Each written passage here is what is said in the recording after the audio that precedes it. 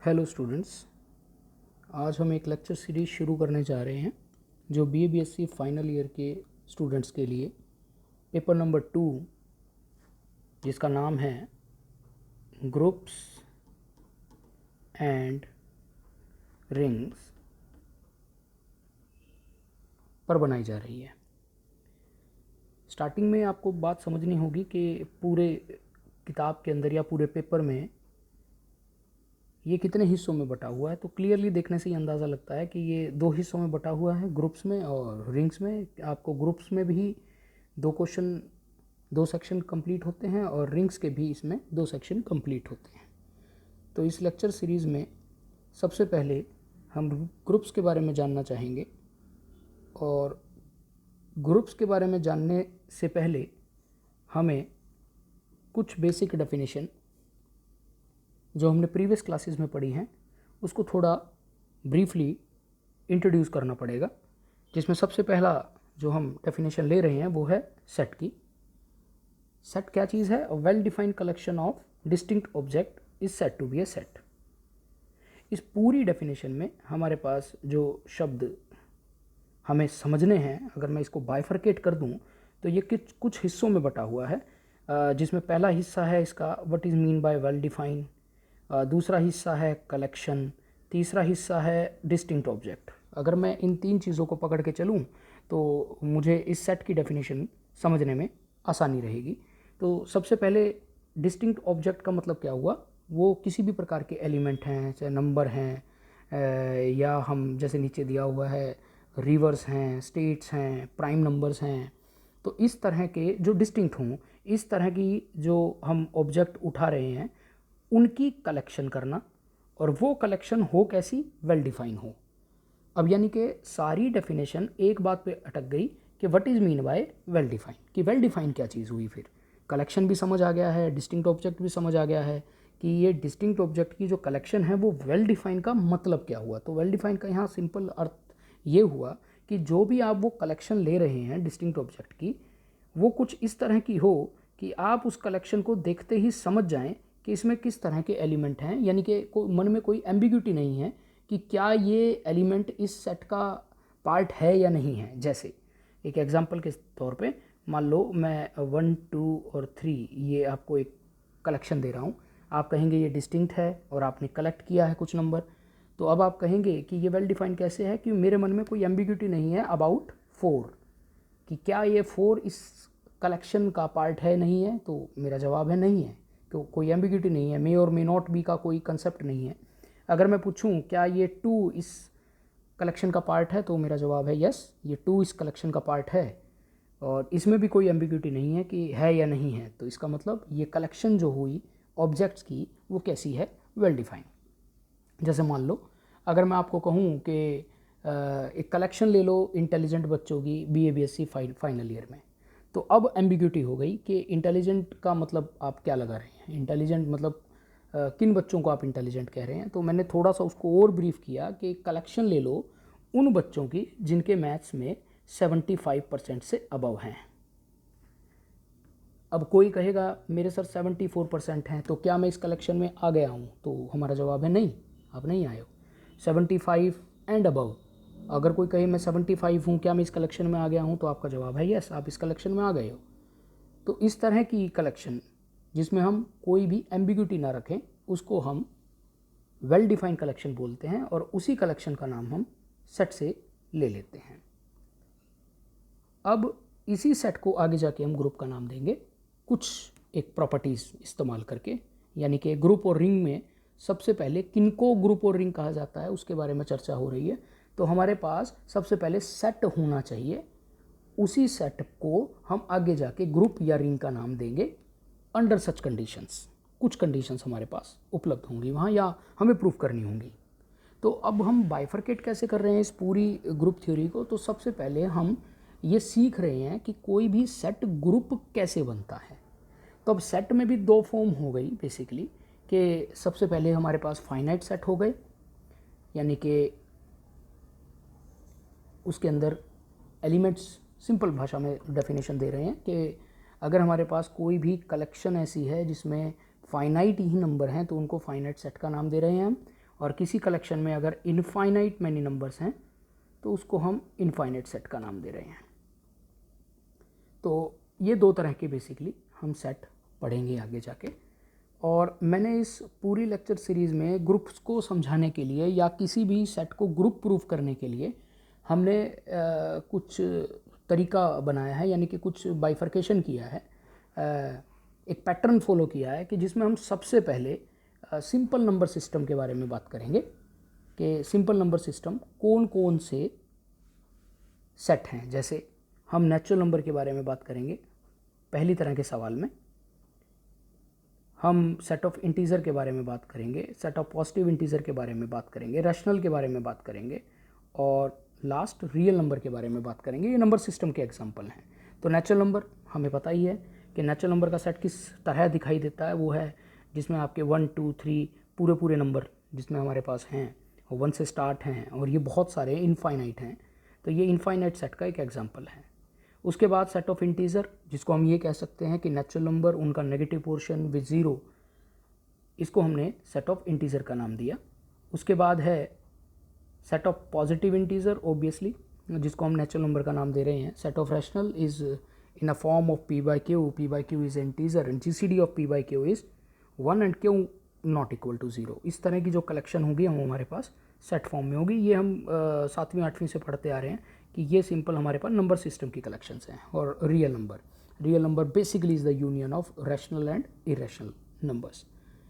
उसके बाद जो हमने कलेक्शन की हैं, यानी जो हम बताएंगे, तो पहले तो हो गए हमारे पास नंबर सिस्टम के एग्जांपल, यानी कि आपने जो अभी अभी बताया कि ये नंबर सिस्टम के एग्जांपल आपके पास हैं, यानी कि इनमें से हम चेक करेंगे कि कौन कौन सा सेट ग्रुप बना है या नहीं।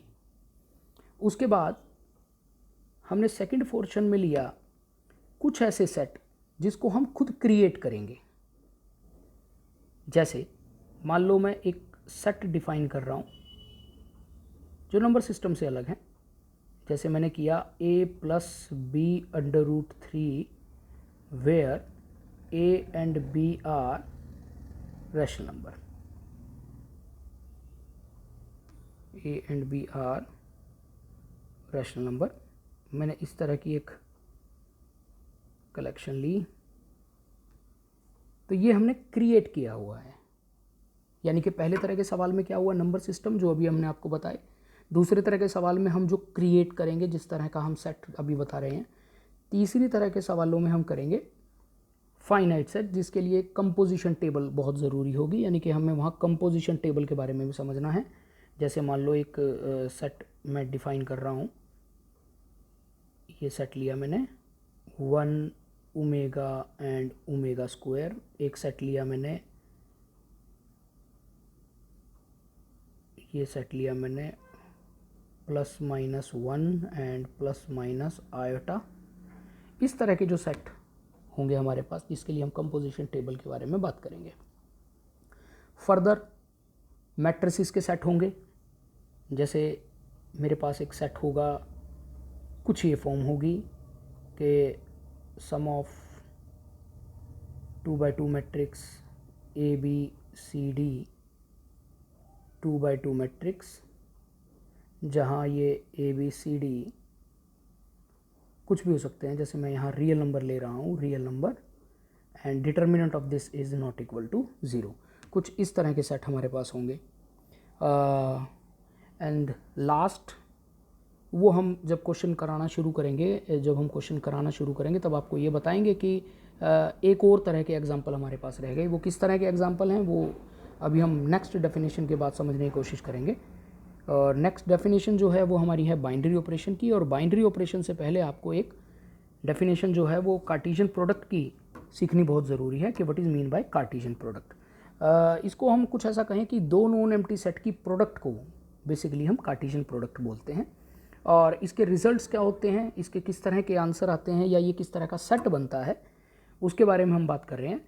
कि इसके जो रिज़ल्ट होंगे या इसके जो सेट जो क्रिएट होगा वो ऑर्डर पेयर में होगा। ऑर्डर पेयर मतलब दो, ऑर्डर मतलब एक ऑर्डर से होगा। और वो ऑर्डर क्या होगा कि पहला एलिमेंट ए से ही होगा, यानी पहले से होगा, और दूसरा एलिमेंट जो होगा वो बी से होगा, यानी दूसरे वाले से होगा। तो इस तरह के रिजल्ट्स इसके अंदर होंगे, इनको हम बोलते हैं कार्टेशियन प्रोडक्ट। जैसे यहाँ पे हम सिंपल एक G1 और G2 लिया, जहाँ हमने G1 और क्रॉस G2 ए कोमा बी, यानी जो हमने अभी आपको बताया।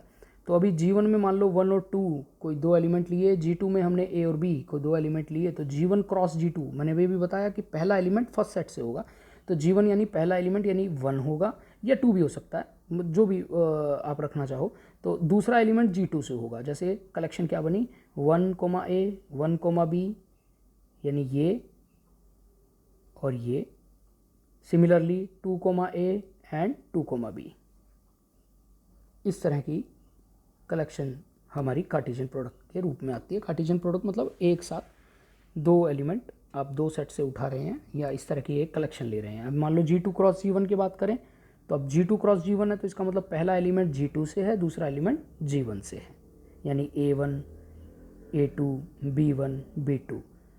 अब ऐसा नहीं है कि दोनों सेट अलग अलग होने चाहिए, ये भी गलत कहना गलत होगा। हमारे पास दो सेट हो सकते हैं जो ए क्रॉस ए हम ले रहे हैं या हम बी क्रॉस बी ले रहे हैं, ये भी कार्टेशियन है, क्योंकि हमने डेफिनेशन में नहीं कहा टू डिस्टिंक्ट नॉन एम्प्टी, हमने कहा दो नॉन एम्प्टी होने चाहिए।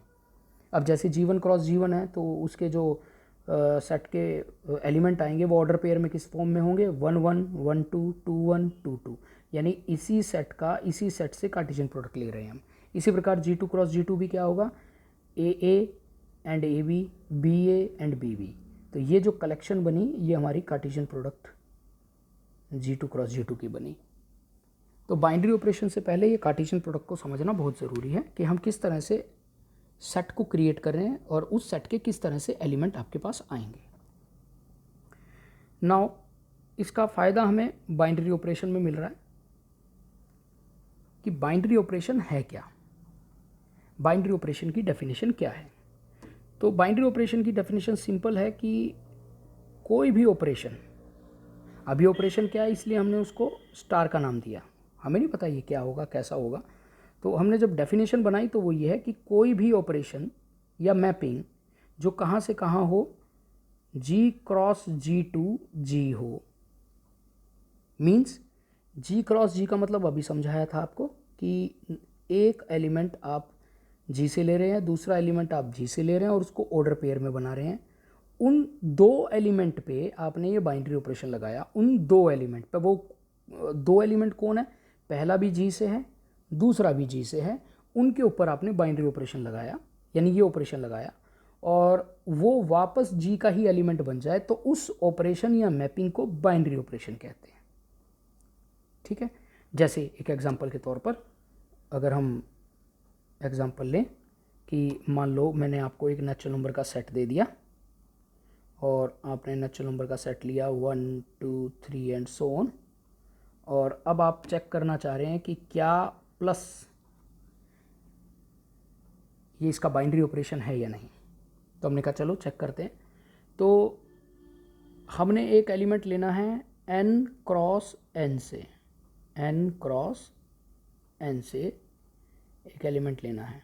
अर्थ क्या हुआ, हमें इसी नेचुरल नंबर के सेट में से दो एलिमेंट उठाने हैं। ये मैंने बिल्कुल नहीं कहा दोनों अलग अलग होने चाहिए, ये भी नहीं कह रहा हूँ दोनों सेम होने चाहिए। भाव सिर्फ इतना है कि आपको इस नेचुरल नंबर के सेट में से दो एलिमेंट उठाने हैं, चाहे वो आप 1 1 लें, चाहे आप 1 2 लें, चाहे वो आप 2 3 लें, चाहे आप 3 2 लें, वो आपने कलेक्शन लेनी है जो नेचुरल नंबर से ही आएगी। तो अब मैंने पहला एलिमेंट भी 1 लिया, मैंने कहा चलो जी 1 आपने नेचुरल नंबर से उठाया और अगला भी आपने नेचुरल नंबर लिया और दोनों के बीच में ये ऑपरेशन लगा दिया, और इस ऑपरेशन से हमें एक नया नंबर मिल गया, और वो जो नया नंबर है वो वापस कहाँ है, वो नेचुरल नंबर का ही पार्ट है। तो इसीलिए हम कहेंगे कि natural number is closed with respect to addition. जब भी कोई बाइनरी ऑपरेशन लग जाएगा किसी सेट पे तो हम उसको कहेंगे कि this set is close with respect to that operation, जैसे natural number is close with respect to addition. तो जो बाइनरी ऑपरेशन हुआ, तो क्या किसी भी ऑपरेशन को बाइनरी ऑपरेशन कह देंगे क्या? हमने कहा चलो चेक करते हैं। तो अब मैंने जो उठाया वो लिया नेचुरल नंबर, और अब जो बाइनरी ऑपरेशन लिया वो है माइनस सब्ट्रैक्शन। एक बात यहाँ कहने की है कि अब आगे जाके ना हम ये प्लस को, माइनस को, डिवीज़न को, मल्टीप्लिकेशन को एक और शब्द के साथ यूज़ करेंगे जिसका नाम होगा usually addition, usually subtraction, usually multiplication, usually division. उसका भाव क्या होगा? Usually means what? Usually means कि आपको जैसा बताया गया है बचपन में वैसा ऑपरेशन है ये। फॉर अ सेक, मान लो अगर मैं आपसे कहूँ कि अगर बचपन में हमें ये बताया जाता कि ये जो साइन है ये मल्टीप्लिकेशन का साइन है ये, तो आपका जवाब होता कि what is mean by 1 + 2 is. तो आप इसका जवाब हो सकता है ये देते कि अभी तो हमारे पास पता हमें ये 3 है, लेकिन अभी मैंने कहा कि अगर हमें बचपन में बताया जाता कि ये ऑपरेशन मल्टीप्लिकेशन का होता है तो आप इसका जवाब क्या देते? 2, यानी आप उसको मल्टीप्लाई कर देते। तो अब यूजुअली का मतलब क्या हुआ यहाँ पे कि आपको जैसा यूजुअली बचपन में बताया गया है, जो इसका सिंबलाइज्ड अपन को समझ आता है, तो हम उसके बारे में बात कर रहे हैं, यूजुअल एडिशन, यूजुअल सब्ट्रैक्शन। अभी एक एग्जांपल हमने उठाया था कि नेचुरल नंबर लिया, नेचुरल नंबर का क्या माइनस बाइनरी ऑपरेशन है, और ये माइनस क्या है? Usually subtraction. तो हमने कहा ठीक है चेक कर लेते हैं। मैंने एक 1 नेचुरल नंबर से उठाया, अगेन 1 नेचुरल नंबर से उठाया, और मैंने क्या देखा? इसका आंसर कितना है? 0, and 0 is not a natural number. तो इसका मतलब ये natural number with respect to minus closed नहीं है।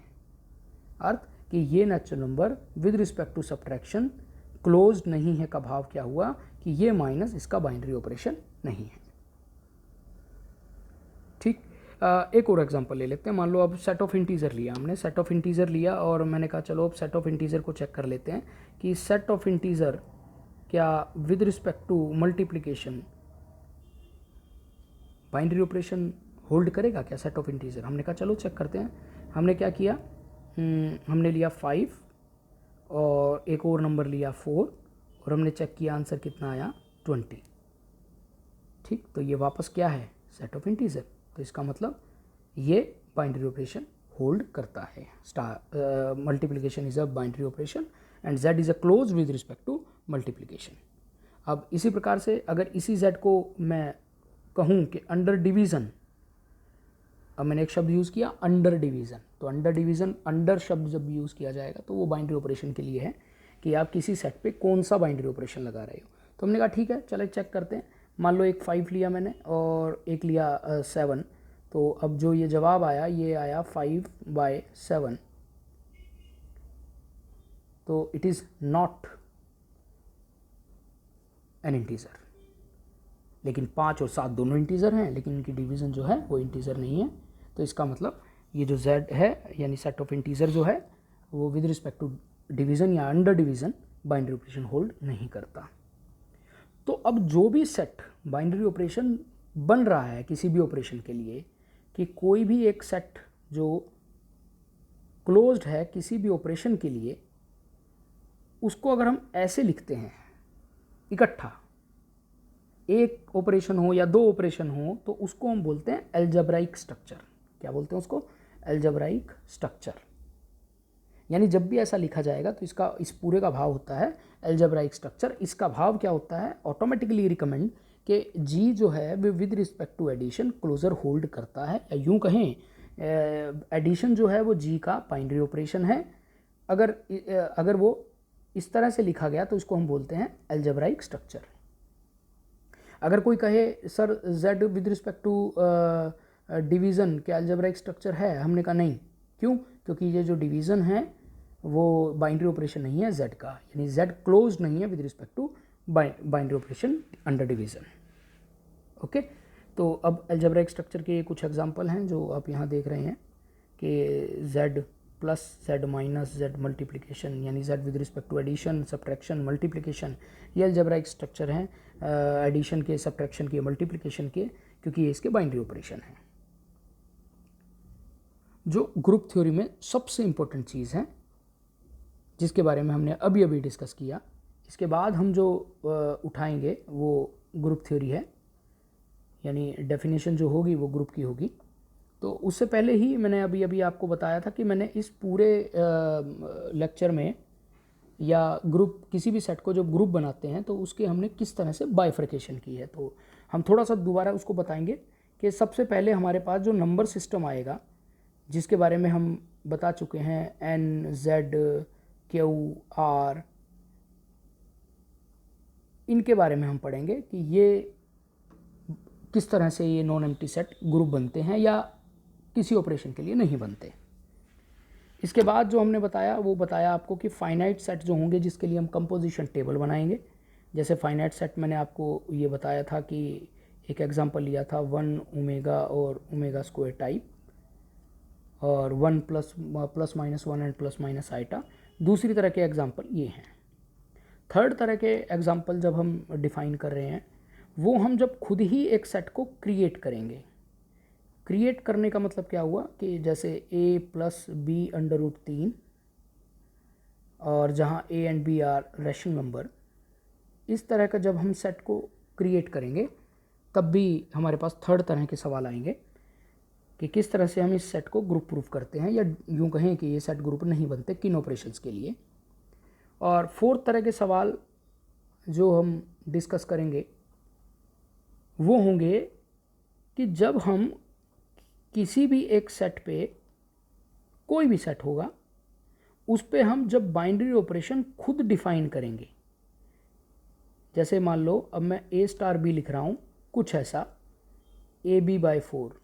अब इसका मतलब क्या है? इसका मतलब है कि आपने कोई भी सेट लिया और आप उसमें ये देख रहे हो कि a और b अगर कोई दो नंबर उस सेट में से उठाएं तो उनके बीच में कौन सा ऑपरेशन लगा है? उनके बीच में ये स्टार ऑपरेशन लगा है जो ये कह रहा है कि पहले दोनों को मल्टीप्लाई करो, आफ्टर देन 4 से डिवाइड करो।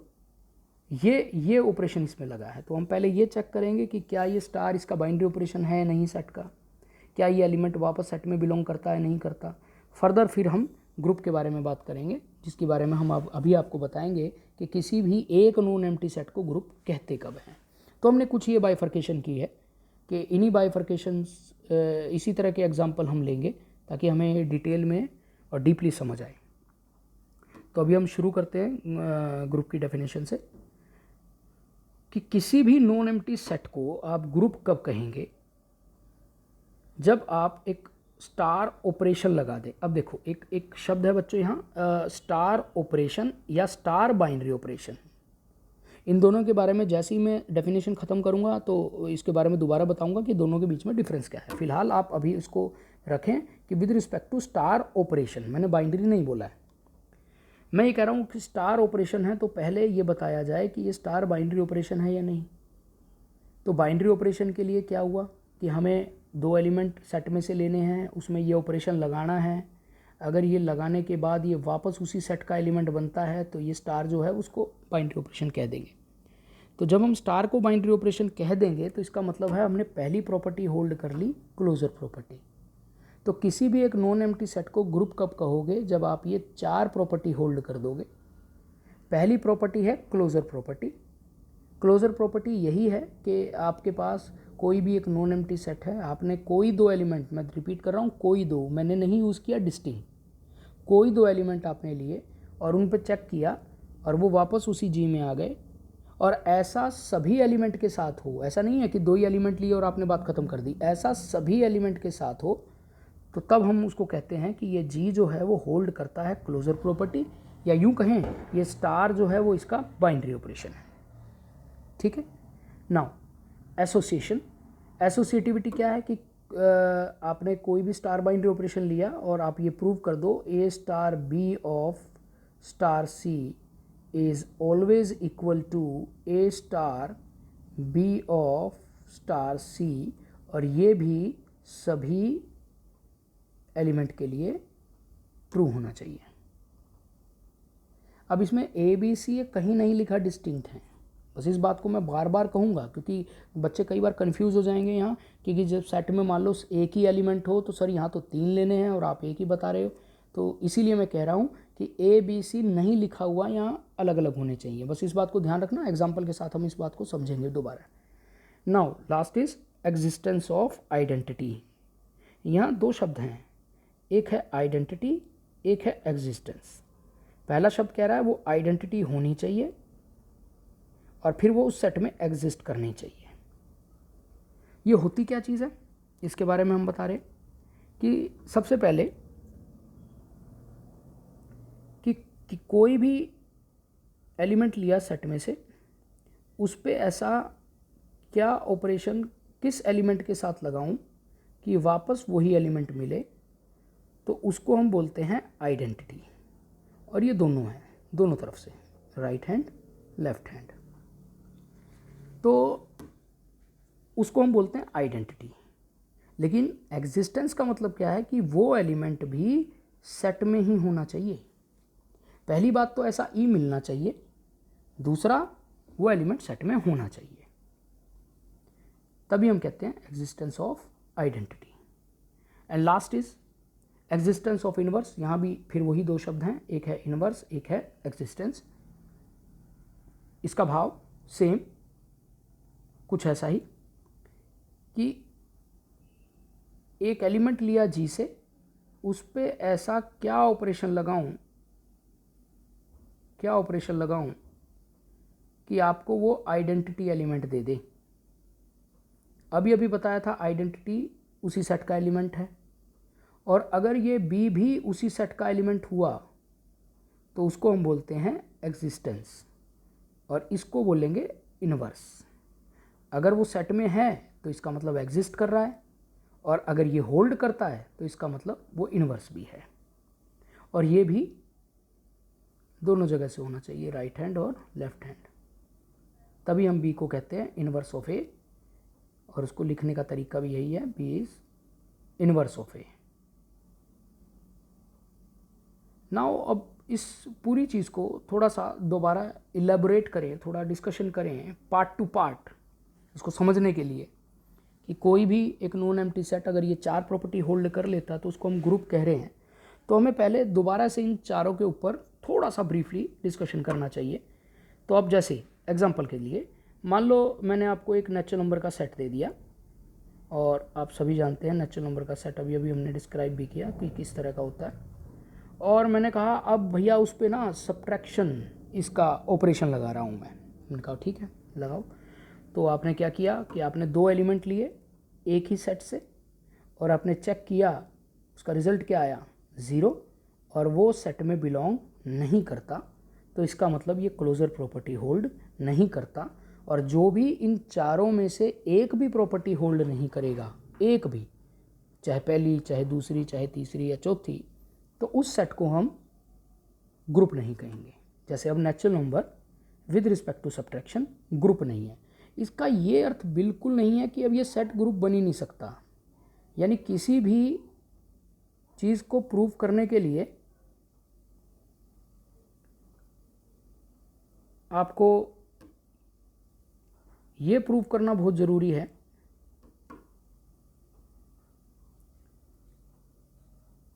कि चारों प्रॉपर्टी होल्ड करे सेट में। ठीक, नाउ अब इसका बिल्कुल ये अर्थ नहीं है कि आप ये कह रहे हो कि सर नेचुरल नंबर तो कभी ग्रुप बन ही नहीं सकता। नहीं, मैंने ये नहीं कहा। मैंने जस्ट ये कहा कि अगर आपके पास एक नेचुरल नंबर का सेट है, आप इस पे पहले कोई भी बाइनरी ऑपरेशन चेक करो कि क्या वो क्लोजर होल्ड करता है। अगर क्लोजर होल्ड करता है तो फिर सेकंड प्रॉपर्टी होल्ड कराओ, अगर सेकंड एसोसिएटिविटी होल्ड करती है फिर थर्ड कराओ, थर्ड भी होल्ड कर रहा है फिर फोर्थ कराओ, फोर्थ भी होल्ड कर गया तो इसका मतलब ये नेचुरल नंबर उस ऑपरेशन में ग्रुप बन गया। ठीक है, जैसे अब चेक करते हैं दोबारा से। मान लो एक नेचुरल नंबर का सेट फिर से लिया, और इस बार जो मैंने बाइनरी ऑपरेशन लिया वो लिया प्लस। तो मैंने कहा चलो चेक करते हैं। तो अब आपने कोई भी 2 नेचुरल नंबर ले लिए और दोनों को जोड़ दिया, और आपने कहा देखो ये वापस नेचुरल नंबर आया। और ऐसा आप किसी भी 2 नेचुरल नंबर के साथ कर लीजिए, वो हमेशा आपको वापस एक नेचुरल नंबर ही देगा। तो इसका मतलब ये क्लोजर प्रॉपर्टी तो होल्ड करता है, इसमें तो कोई शक है ही नहीं। तो इसका मतलब अभी सिर्फ इसकी क्लोजर प्रॉपर्टी होल्ड हुई है। हम ये नहीं कह सकते ये ग्रुप बन गया। हाँ, हम यूँ कह रहे हैं कि ये natural number with respect to addition, जो एडिशन है वो इसका बाइनरी ऑपरेशन है, या यूँ कहें कि ये क्लोजर प्रॉपर्टी होल्ड करता है। तो थोड़ी देर पहले मैंने आपको कहा था कि कोई भी स्टार ऑपरेशन या कोई भी स्टार बाइनरी ऑपरेशन, इसमें फ़र्क क्या है कि अब जब आप लिखेंगे एग्ज़ाम में और आप यहाँ अगर बाइनरी ऑपरेशन लिखते हैं तो आपको पहली प्रॉपर्टी लिखने की आवश्यकता नहीं है, आप सिर्फ 3 ही प्रॉपर्टी लिखें, associative, existence of identity, existence of inverse. लेकिन अगर आप ऊपर लिख रहे हैं ऑपरेशन स्टार, तो अब आप चारों प्रॉपर्टी लिखेंगे। तो इस बात का लिखते हुए खास ध्यान रखें कि आपको क्या चीज़ लिखनी है। अगर आप बाइनरी ऑपरेशन लिख रहे हैं तो आप 3 लिख सकते हैं, अगर खाली ऑपरेशन लिख रहे हैं तो आप चारों लिखेंगे ना। अभी नेचुरल नंबर का एग्जांपल लिया तो हमने वो चेक किया एसोसिएटिविटी के लिए, क्लोजर के लिए सॉरी। तो अब एसोसिएटिव के लिए हम चेक कर रहे हैं कि मैंने 3 एलिमेंट ले लिए, और अभी मैंने आपको थोड़ी देर पहले बताया था कि ज़रूरी नहीं है कि तीनों अलग अलग हों, आप तीनों सेम भी ले सकते हैं या कोई 2 सेम ले सकते हैं। और एक तरह से ये सिंबलाइज्ड है कि क्या ये बराबर आएंगे, ऑब्वियसली ये बराबर आएंगे, दोनों का जो सम है वो इक्वल है, और ये सभी नेचुरल नंबर के लिए ट्रू है। तो इसका मतलब ये एसोसिएटिविटी भी होल्ड करता है। नाउ अब ये natural number with respect to addition third property hold करने की कोशिश कर रहे हैं।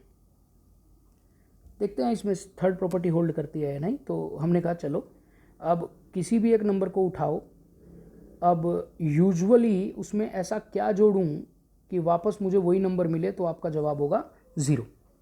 अब देखिए 0 आइडेंटिटी तो है, पर 0 क्या सेट में बिलोंग करती है या नहीं। इसीलिए मैंने वहाँ जब डेफिनेशन दी थी तो मैंने कहा था इस बात को बहुत गौर से देखना कि आइडेंटिटी और एग्जिस्ट ये 2 अलग अलग शब्द हैं। कि आइडेंटिटी मिलना, आइडेंटिटी होना अलग है, मिलना सेट के अंदर वो ज़रूरी है, ये मिलने के लिए है। अब 0 आइडेंटिटी तो है, क्या ये 0 सेट का पार्ट है? तो हमने कहा चेक करते हैं, क्या 0 नेचुरल नंबर में है? नहीं है। तो इसका मतलब कि 0 इस सेट में नहीं है, तो भाव आइडेंटिटी तो थी पर वो एग्जिस्ट नहीं करी। और जैसे ही एक प्रॉपर्टी होल्ड नहीं होती तब हम कहेंगे ये जो नेचुरल नंबर है with respect to addition group नहीं होता, क्योंकि हमें आइडेंटिटी एग्जिस्ट नहीं कर रही, इसमें आइडेंटिटी एग्जिस्ट नहीं कर रही, यानी कि हमें आइडेंटिटी नहीं मिल रही। नाउ अगेन जब आइडेंटिटी ही नहीं होगी तो हमें इनवर्स ज़रूर चेक करने की ज़रूरत नहीं है। तो ख़ास बात इसमें ये देखने की है कि आप बच्चे कई बार लिखते हुए इसमें क्या करते हैं कि वो इनवर्स को पहले सोचने लग जाते हैं, फिर आइडेंटिटी के बारे में सोचते हैं। नहीं, पैटर्न गलत है ये। आपको सबसे पहले आइडेंटिटी ही फाइंड आउट करनी है। अगर वो एग्जिस्ट कर गई, आइडेंटिटी है सेट में, तभी आप इनवर्स पे जाएंगे, वरना नहीं जाएंगे। जैसे एक और एग्जांपल हम चेक करते हैं कि मान लो मैंने सेट ऑफ इंटीजर लिया और वो लिया विद रिस्पेक्ट टू एडिशन। हमने कहा चलो बारी बारी से प्रॉपर्टी चेक करो। तो आपने कहा सबसे पहले क्लोजर को होल्ड करना चाहूँगा मैं, तो आपने कोई भी एक एलिमेंट लिया, उसमें वापस इंटीजर जोड़ा और आपने देखा वो वापस इंटीजर की फॉर्मेट में है। आपने एक और एग्जांपल लिया और आपने चेक किया और आपने कहा ये वापस इंटीजर है, तो इसका मतलब ये बाइनरी ऑपरेशन है इसका, या यूँ कहें ये जो z है वो क्लोज है विद रिस्पेक्ट टू एडिशन, या यूँ कहें क्लोजर प्रॉपर्टी होल्ड करती है। नाउ अब इसी z में विद रिस्पेक्ट टू एडिशन मैं देखना चाह रहा हूँ कि क्या एसोसिएटिविटी भी होल्ड कर रही है। तो हमने कोई भी दोबारा से नंबर लिए और जैसा कि आप देख रहे हैं कि मैंने 2 नंबर सेम ले लिए, तो मैं बताना चाहूँगा कि कोई फ़र्क नहीं पड़ता, ये सभी के लिए ट्रू करनी है हमें बात, या सारे एलिमेंट्स के लिए ट्रू करनी है। तो ये इसने बिल्कुल नहीं लिखा कि डिस्टिंक्ट होने चाहिए, वो सभी में सारे नंबर एक जैसे नंबर भी हो सकते हैं। तो अब मैं चेक करना चाहूँगा क्या ये बराबर है। ऑब्वियसली ये बराबर है, तो इसका मतलब ये एसोसिएटिव भी होल्ड करता है। नाउ अब मैं ऐसा क्या नंबर 2 में जोड़ूं कि वापस मुझे 2 मिले, तो आपका जवाब होगा 0। और बताने की बात नहीं है, इसको ऐसे भी करना ज़रूरी है। न्यूमेरिकली आप एक ही साइड से कर सकते हैं, जब हम थियोरेटिकली बात करते हैं तो राइट और लेफ़्ट दोनों की बात करते हैं। फ़िलहाल मेरे पास ऐसे एग्जांपल भी हैं जो आपको ये बताएगा कि देखो राइट होल्ड कर रहा है, लेफ़्ट नहीं कर रहा है, या लेफ़्ट होल्ड कर रहा है, राइट नहीं कर रहा है। फर्दर आगे डिस्कस करेंगे। फ़िलहाल खैर नंबर सिस्टम में इसको एक ही तरफ से कर सकते हैं, तो इसकी कोई आवश्यकता आपको लगेगी नहीं। लेकिन अगर आप दिखा दें तो अच्छा है कि दूसरी तरफ भी आप ये दिखा रहे हैं। तो अब मैं 2 में ऐसा क्या जोड़ा मैंने वापस 2 मिले, तो उसका जवाब है 0। क्या 0 इंटीजर है? Yes, it is integer. तो आइडेंटिटी वो एग्जिस्ट कर गई, तो इसका मतलब ये थर्ड प्रॉपर्टी भी होल्ड कर गया। नाउ जो फोर्थ प्रॉपर्टी है वो है एग्जिस्टेंस ऑफ इनवर्स। इसी के लिए चेक करते हैं कि ऐसा, गौर से देखिएगा, ऐसा 2 में क्या जोड़ूं कि आपको 0 मिले, मतलब आइडेंटिटी मिले। और ये 0 क्या है? आइडेंटिटी है, जी की आइडेंटिटी। इसको क्या बोलते हैं? जी की आइडेंटिटी, सेट की आइडेंटिटी, वो 0 है। तो 2 में ऐसा क्या जोड़ें कि 0 मिले? तो आपका जवाब होगा सर -2 दिखता है। तो क्या -2 इंटीजर है? यस, इट इज़ इंटीजर, ये इंटीजर है। तो इसका मतलब कि एग्जिस्ट कर गया इन्वर्स भी, यानी इन्वर्स जो था वो सेट का ही पार्ट है। ठीक है, तो हम कहेंगे ये एग्जिस्टेंस ऑफ इन्वर्स भी। तो दूसरी भाषा में ये z जो है वो विद रिस्पेक्ट टू एडिशन आपका ग्रुप बन गया जो चारों प्रॉपर्टी होल्ड करता है। नाउ जैसे ही हम किसी नॉन एम्प्टी सेट को जब ग्रुप बना लेंगे और ये चारों प्रॉपर्टी होल्ड करवा देंगे, उसके साथ अगर आप एक और ये प्रॉपर्टी होल्ड करवा दो तो उसका नाम हो जाता है एबिलियन ग्रुप। और एबिलियन ग्रुप की कंडीशन क्या है कि आप 2 एलिमेंट लें ऑपरेशन के साथ और वो एक तरह से, इसको बोलते हैं कॉम्यूट करना, कॉम्यूट कर जाएं, यानी ये कॉम्यूटेटिव लॉ होल्ड कर जाए और ये सभी के लिए, सभी एलिमेंट के लिए ये बात ट्रू हो, तब हम कहेंगे ये ग्रुप जो है वो एबिलियन ग्रुप बन गया या कॉम्यूटेटिव ग्रुप बन गया। बेसिकली एबिलियन जो है वो एबल के नाम से प्रचलित है। नाउ लास्ट के फाइनाइट और इनफाइनाइट ग्रुप कौन से हैं भाई? कोई भी एक सेट जब हमारे पास होगा, अगर वो फाइनाइट है और वो ग्रुप बन जाए, अगर वो फाइनाइट है और वो ग्रुप बन जाए तो उसको हम फाइनाइट ग्रुप का नाम देंगे। और कोई भी सेट अगर वो इनफाइनाइट है और वो ग्रुप बन जाए तो उसको हम इनफाइनाइट ग्रुप का नाम देंगे। अगर फाइनाइट है तो उसमें कितने एलिमेंट हैं वो उसके ऑर्डर के बारे में बात बताएगा। Order means what? मतलब मैं अगर कहूँ ये ग्रुप जो है उसमें 3 ही एलिमेंट हैं, यानी आप कहोगे सर वो फाइनाइट है और उसके ग्रुप का ऑर्डर कितना है? 3। मैं कहूँ इस ग्रुप में 10 एलिमेंट हैं तो आप कहेंगे ग्रुप का ऑर्डर कितना है? 10, और ग्रुप कैसा है? फाइनाइट है। तो ये कुछ बेसिक बातें थी सब बच्चों जो हमने डिफ़ाइन की, जो इस पूरी ग्रुप थ्योरी के लिए हमारे लिए ज़रूरी हैं। तो जब भी हम अगला लेक्चर शुरू करेंगे तो थोड़ा सा दोबारा से ब्रीफ करेंगे ग्रुप की डेफिनेशन में। होपफुली आप सभी को ये बात समझ आई होगी। और थैंक यू।